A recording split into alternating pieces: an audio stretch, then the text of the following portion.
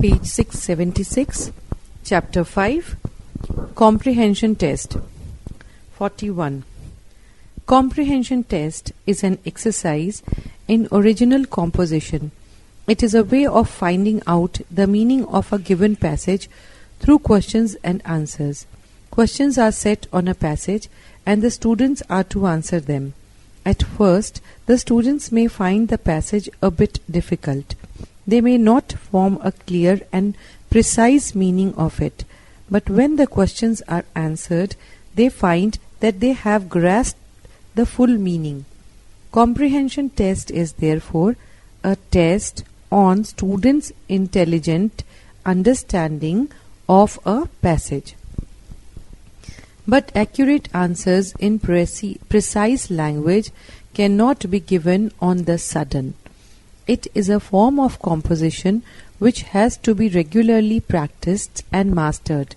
The students, therefore, should follow some general instructions before they start answering questions. First, the given passage should be read carefully several times. Each sentence and word should receive full attention. Then a general idea of its meaning will take shape in your mind. Hasty reading may lead to a complete misunderstanding of the passage or to the omission of some important points. Answers then will be entirely wrong or partially right. Second, when you have got a general idea of the passage, look at the question that have been asked. Each question is to be answered separately and your own language as far as possible. Sentences from the original passage should not be transferred to your answer. Comprehension test is not merely a test of your intelligent understanding of the passage, but also a test of your capacity to express your ideas in clear, correct, and idiomatic language. It is a test of your understanding as well as of your power of expression. Third, answers should be brief, simple, and to the point. All necessary details should be cut away to the bone. Anything that is not in the passage should not be added. Nothing that is important should be left out. The art of answering questions intelligently is a fine art. It can be learnt with regular practice. Examples worked out. First, the passage. It is neighborly feeling that binds society together. In very olden times, however, people did not think like this. They were then savages, little bit better than beasts, and fought with one another. But gradually men became civilized. They saw that if they behaved in this way, society would be destroyed, so they made certain rules to guide their conduct. They will find 10 such rules in the Bible. Do not steal another's property, and do not kill your fellow men are 2 of them. You will notice that these rules tell us not to do certain things. In other words, they lay down certain don'ts of conduct. But it is not enough that we do not harm to our neighbors. It is our duty to see that we do them some good.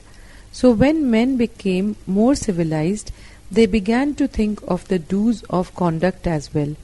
Live and let live was a good idea. But men now have even a better idea. They say, to live one must help others live.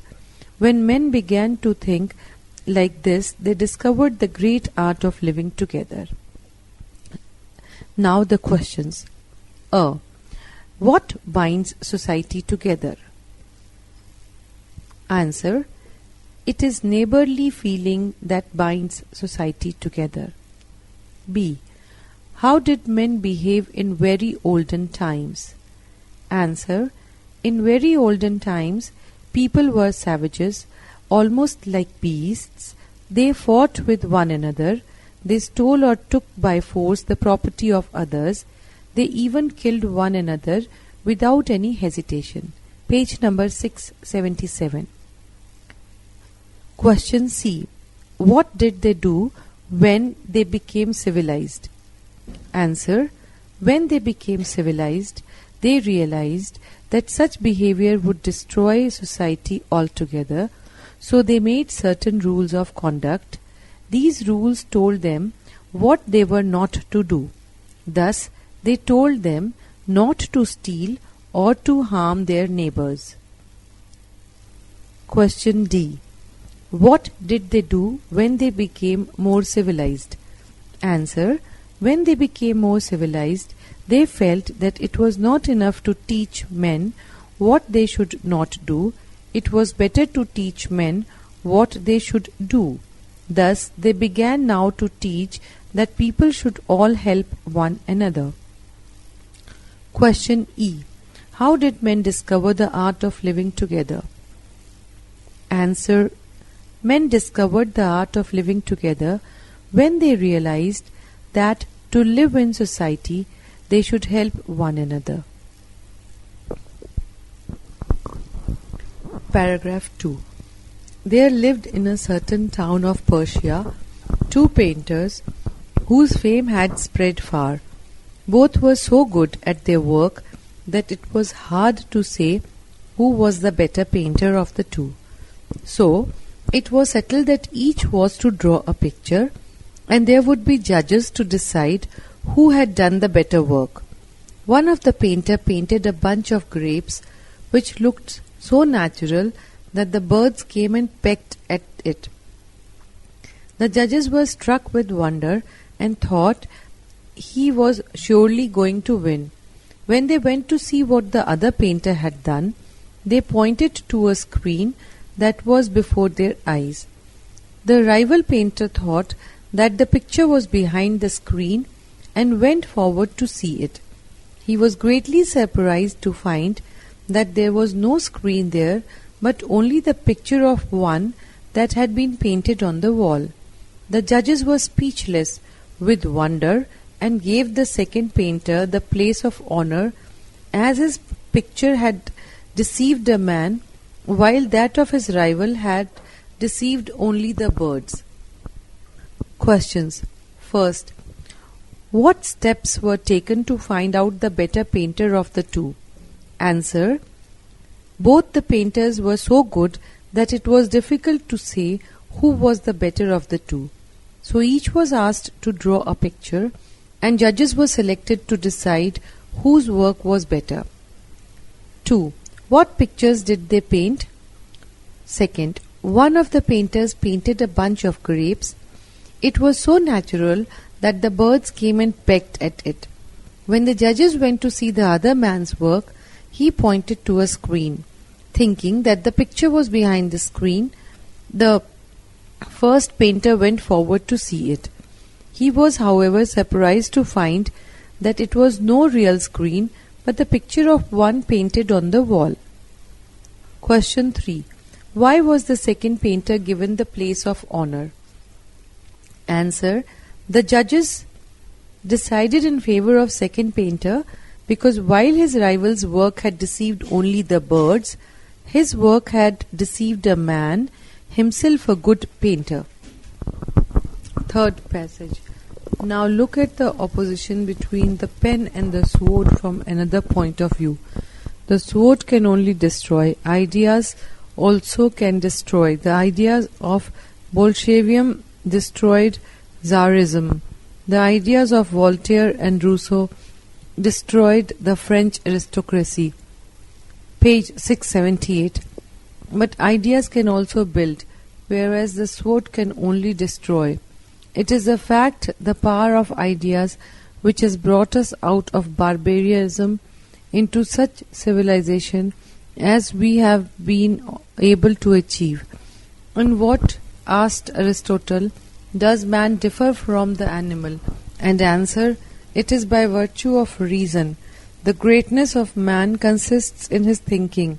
The universe is vast and man is tiny. But man has one advantage over the universe. He knows it is vast and he is tiny, but the universe does not.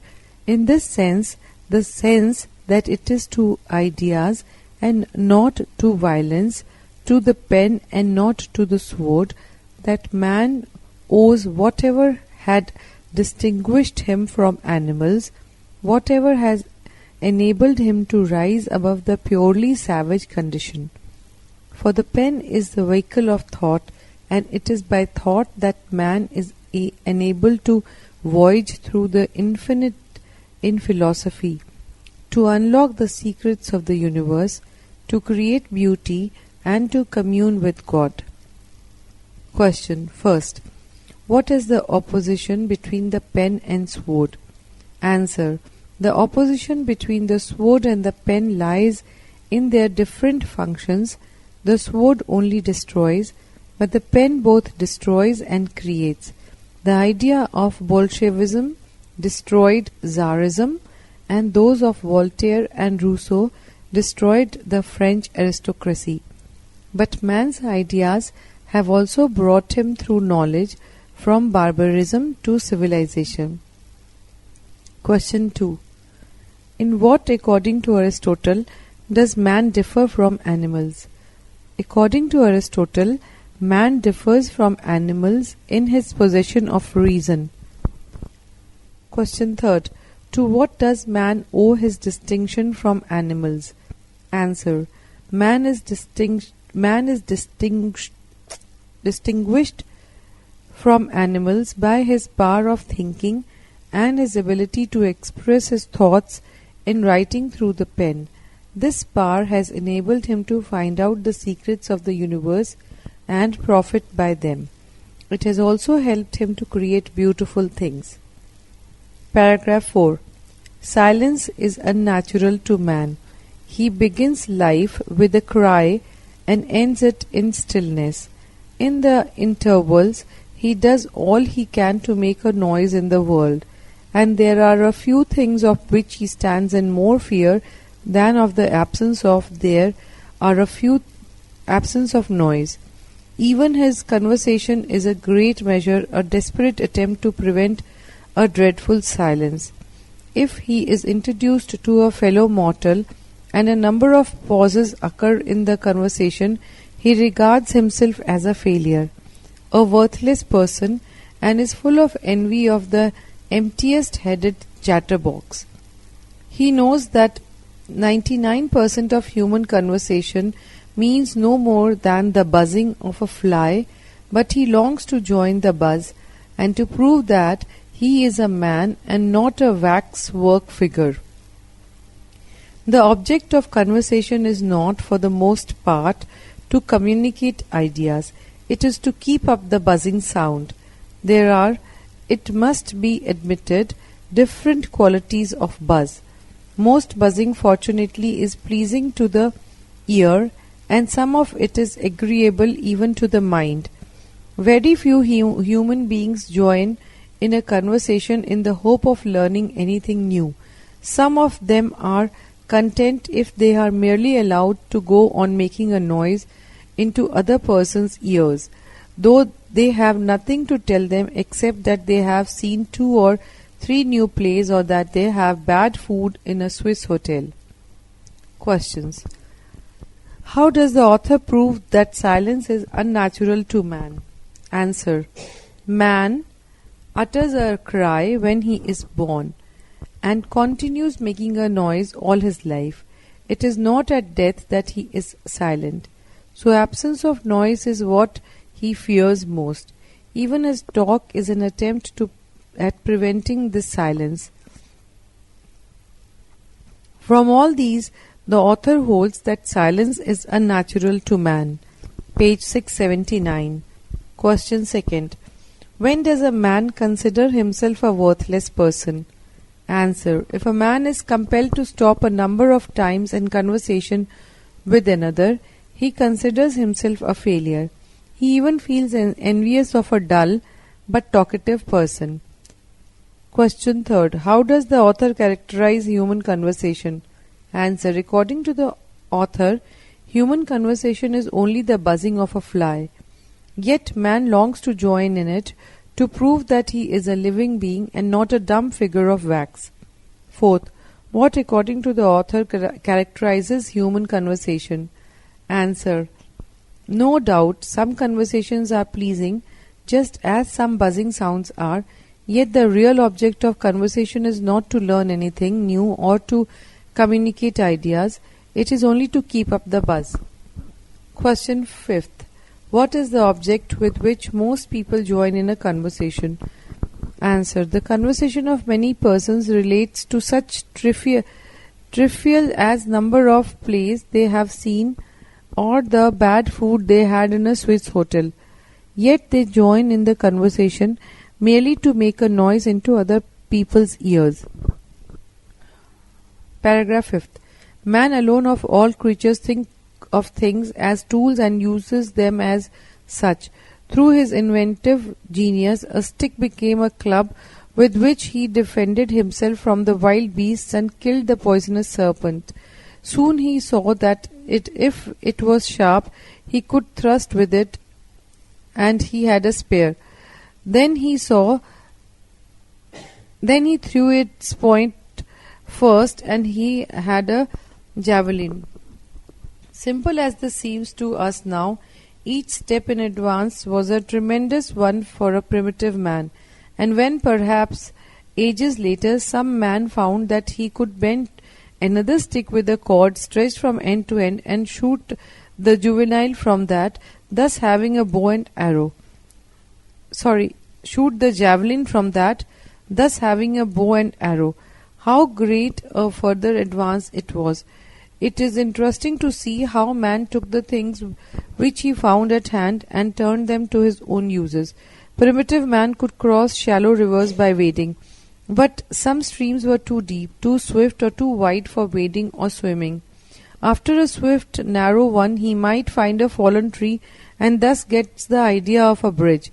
Across the wide, placid ones, he could float a fallen log and find his first boat supplied by nature. All bridges and all ships have grown from these simple beginnings. In the same way, the stone which was the first hammer was the first axe when he had a sharp edge. When it was both sharp and slim, it became his first knife. From these two have come all the numberless kinds of cutting tools. Questions.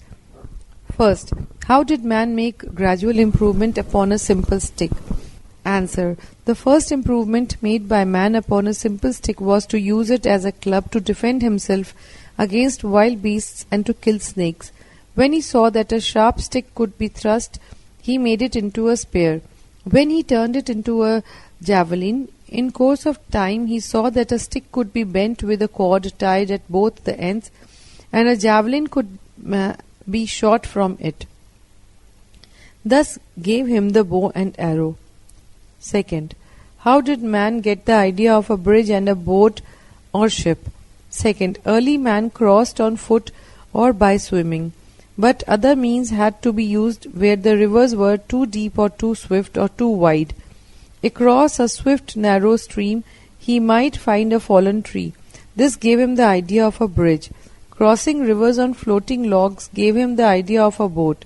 All bridges and boats and ships grew up from these small beginnings.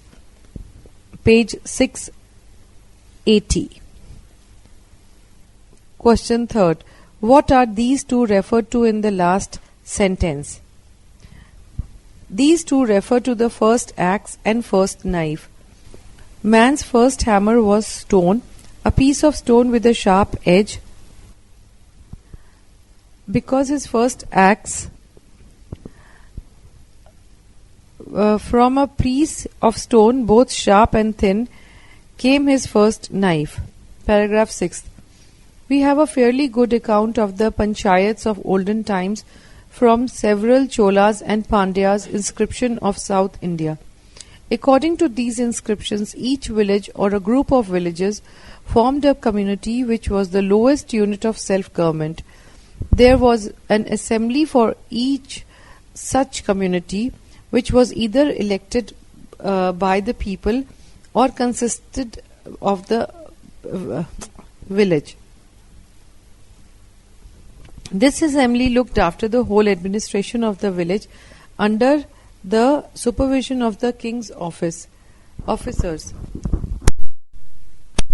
It was in charge of several functions such as the maintenance of all public works and temples, law and order of the village, trial of all cases and disputes except serious crimes, administration of charities and trusts, regulations of market, etc.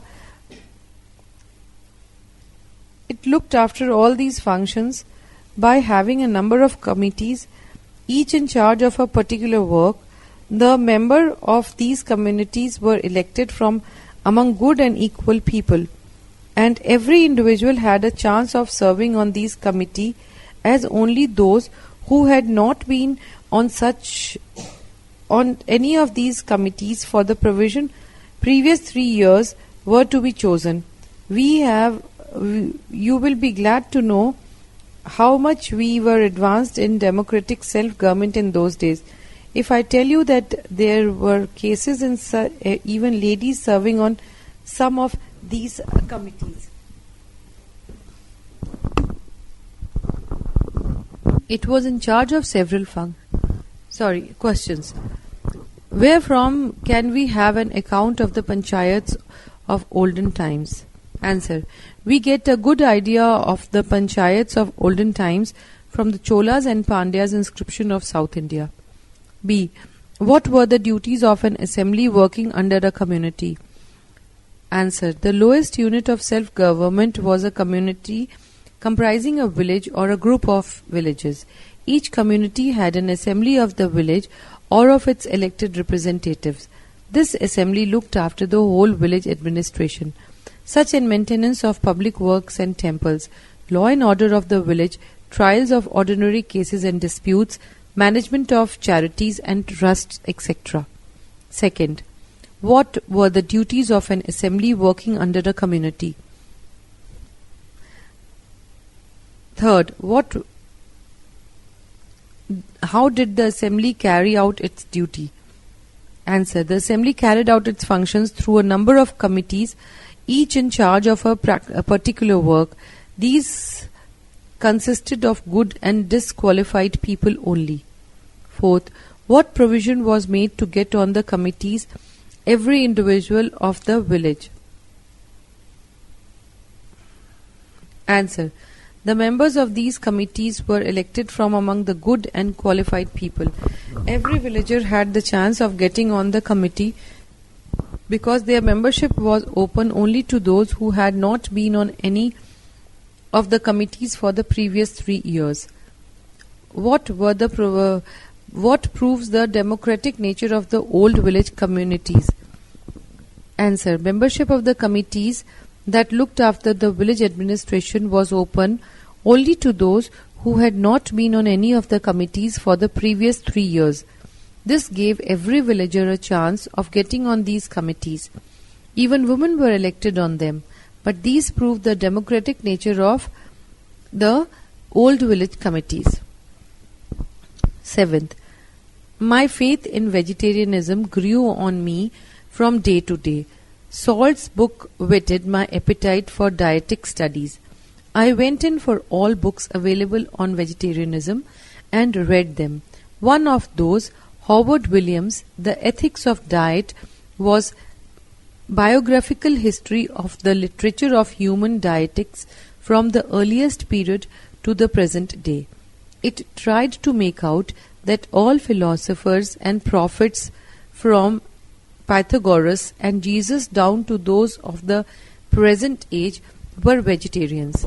Page 681. Dr. Anne Kingsford's The Perfect Way in Diet was also an attractive book. Dr. Allinson's writing on health and hygiene were likewise very useful. He advocated a curative system based on regulation of the dietary of patient. Himself a vegetarian, he prescribed for his patients also a strictly vegetarian diet. The result of reading all this literature was that dietetic experiments came to take an important place in my life. Health was the principal consideration for these experiments to begin with, but later on religion became the supreme motive. Questions. How did the writer come to have interest in vegetarianism? Answer. The author read many books on vegetarianism. These were Salt's book, Howard Williams' The Ethics of Diet, and Dr. Ellinson's writing on health and hygiene. All these dealt with the merits of vegetarianism and created keen interest in the writer. Second, how did Howard Williams' The Ethics of Diet deal with? Answer. Howard Williams' book dealt with the history of human dietetics from the earliest days to the present. According to him, all philosophers and prophets were vegetarians. C. What does Dr. Ellinson say about food? Answer. Dr. Ellinson said that patients could be cured by the regulation of their diet. Fourth, how did the literature on vegetarianism affect the writer? Answer. As a result of these studies, the writer began to take a keen interest in dietetic concerns from the point of view of health. Later on, religion became his chief concern. Eighth, the textbooks of ancient history give the date 476 AD as the date in which Rome fell, because in that year the last emperor was driven off the throne. But Rome, which was not built in a day, took a long time falling. The process was so slow and so gradual that most Romans did not realize how their old world was coming to an end. They complained about the unrest of the times, they grumbled about the high prices of food and about the low wages of the workmen, they cursed the profiteers who had the monopoly of the grain and the wool and the gold coin. But the majority of the people in the first 4 centuries of our era ate and drank whatever purse allowed them to buy, and hated and loved according to their nature, and went to the theatre whenever there was a free show of fighting gladiators, or starved in the slums of the big cities, utterly ignorant of the fact that their empire had outlived its usefulness and was doomed to perish. How could they realize the threatened danger? Rome made a fine show of outward glory. Well-paved roads connected the different provinces. The imperial police were active and showed little tenderness for highwaymen. The frontier were closely guarded against the savage tribes who seemed to be occupying the wastelands of northern Europe. The whole world was paying tribute to the mighty city of Rome, and a score of able men were working day and night to undo the mistake of the past and bring about a return to the happier conditions of the early republic. But the underlying cause of the decay of the state had not been removed, and reformed therefore was impossible. Rome was first and last, and all the time a city-state, as Athens and Corinth had been city-states in ancient Greece. It had been able to dominate the Italian peninsula, but Rome, as the ruler of the entire civilized world, was a political impossibility and could not endure. Her younger men were killed in her endless wars. Her farmers were ruined by long military service and by taxation. They either became professional beggars or hired themselves out to rich landowners who gave them board and lodging in exchange for their services and made them serfs. Those unfortunate human beings who were neither slaves nor freemen, but who had become part of the soil upon which they worked, like so many cows and the trees. The empire, the state became everything. The common citizen had dwindled down to less than nothing. As for the slave, they had been taught to be meek, and they obeyed their superiors, but they had lost all interest in the affairs of this world, which had proved such a miserable place of abode. They were willing to fight the good fight, that they might enter the kingdom of heaven, but they were not willing to engage in warfare for the benefit of an ambitious emperor who aspired to glory by way of foreign campaign.